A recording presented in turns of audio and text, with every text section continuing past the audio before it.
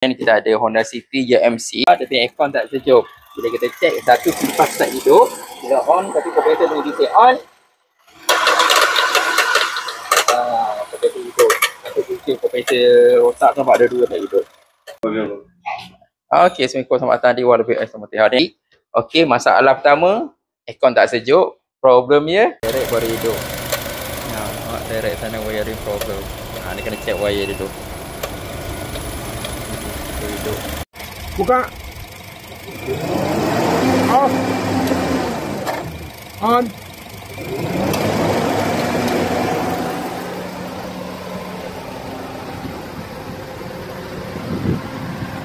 Problemnya, satu kompresor bila on start, yang kedua kipas dia tak hidup.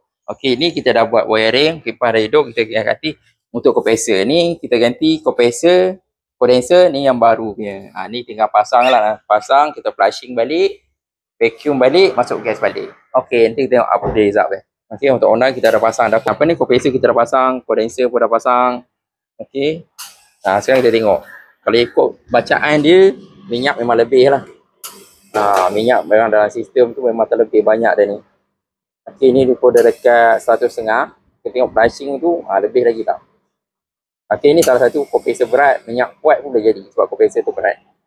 Okey, ni kita tengah flush. Okey, nampak kita pasang pun kita flush pakai apa.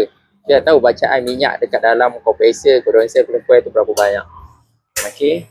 Dia nak siap dah, kita tengah flushing lagi. Dalam 6 minit insya-Allah siap. Walau BS Automotive, jaga kereta, jaga keselamatan.